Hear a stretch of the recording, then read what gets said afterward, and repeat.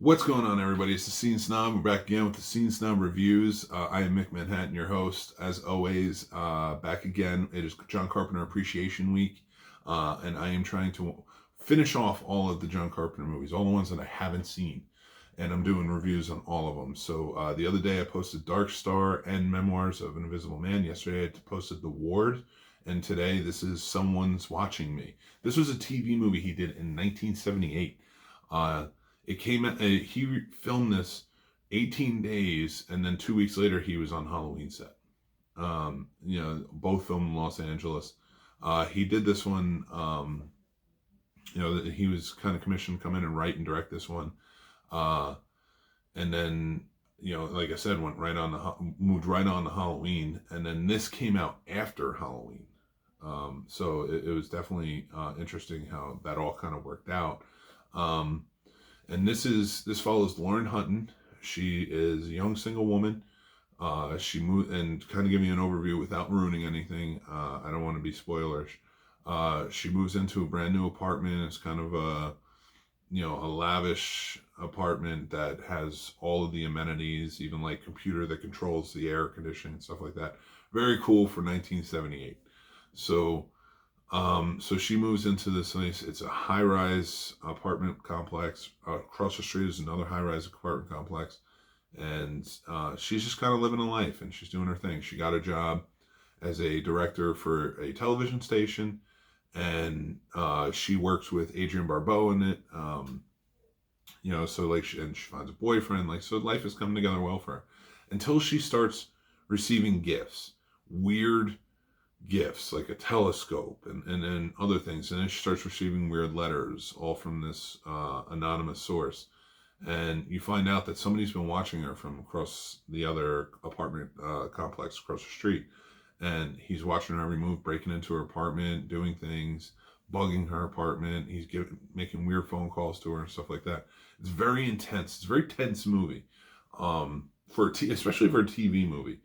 It was really well done, and it's actually, in today's climate of Me Too and everything else, and like dealing with like what women are saying, in the sense that it's harder for them to get anybody to listen when they live this fear of men kind of being more powerful than them, and using that power for bad and things like that. It's and so many other themes. It's very, I feel like they should reshow it today. I think it would do a lot better. They kind of encapsulate it really well. Like, she goes to the police, and the police are like, yeah, there's nothing we can do. And she's like, until I'm dead. And they're basically like, yeah, if you die, then we have proof that somebody was after you. Because he's just too good at this. And it just boggles my mind, because as you do it, you're frustrated through the whole system. Like, how is nobody helping this woman? She's, why are you pretending like this victim is making everything up? But that is part of like what the world is today, and it's pretty crazy. But she's a strong woman in it. Adrienne Barbeau plays a really cool character in it as her best friend. She's a lesbian character, which for 1978 is very interesting. They let that go. Like, it seemed like back then that was a little too taboo. But Carpenter wrote it in, and actually that's where he met Adrienne Barbeau, and later married her. So that was cool. This was their first movie working together, and they met, and that's where they fell in love. So some very cool things. Again, I don't want to give too much away, because I think everybody should check it out.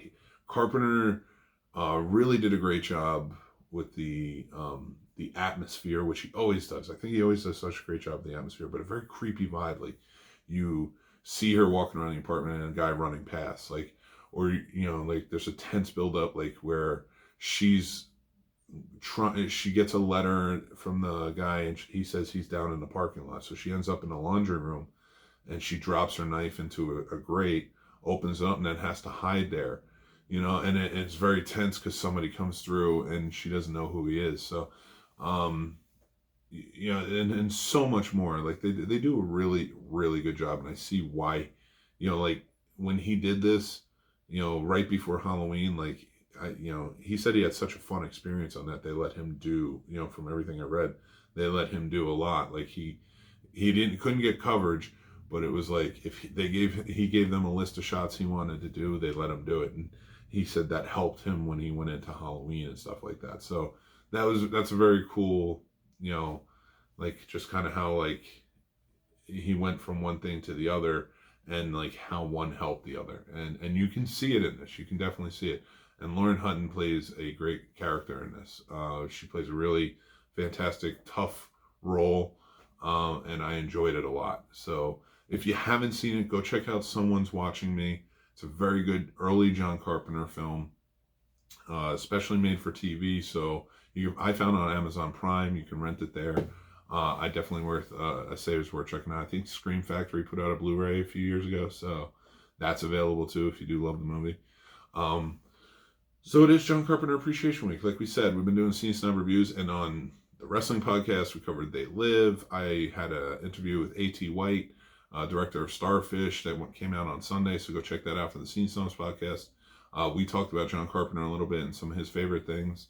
And there's we're going to have tons more shows coming on, all leading up to our new show, Behind the Box with the Video Store Kids. Myself and Rob Gosher. We're going to talk about John Carpenter in this new episode, but it's mostly a cult classics podcast where we talk about all our fun stuff at the video store that we used to find. So please check that out and more. Go to thescenesnobs.com. That's where all our links are, and you can find everything, all of our shows. If you're on the YouTube channel or any one of our podcast platforms, make sure you give us a like and subscribe. Leave comments, leave messages. Check us out on Instagram, Twitter, and Facebook at The Scene Snob. I'm very active on there. We all are, so we love having conversations. So just a few more things before we're done. We are proud sponsors of Lost Weekend 13, which is going on from March 19th to 22nd at Alamo Draft House in Winchester, Virginia. Go check that out. It's $40 for a weekend pass, or you can buy individual tickets. You're going to have some really cool stuff going on. We are very proud sponsors of Psycho Cinema's third Psychorama Sleepover, which is an overnight movie marathon we do in the movie theater. And we're very happy to finally be sponsors of that. We are doing... they're doing the Psychorama reveal party where they're going to show the trailers for all the movies. That's for free next Tuesday, the 10th at 6 p.m. at Alamo Draft House in Winchester, Virginia. And then right after, they're showing Puppet Master. So that's going to be really cool. And Charles Band is sending a bunch of cool merchandise for sale, some free stuff for anybody who attends.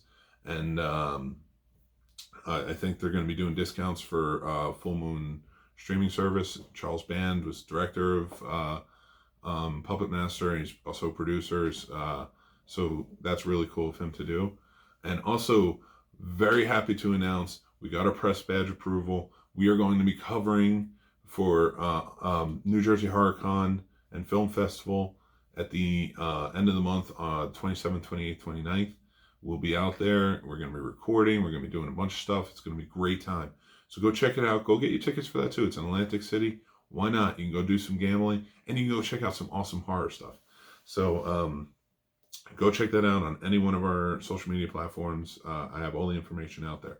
All right, so looking forward to it. Take care. Thanks very much, and until next time. I'm going to try and get Elvis done, so trust me. I promise. Thanks. Take care.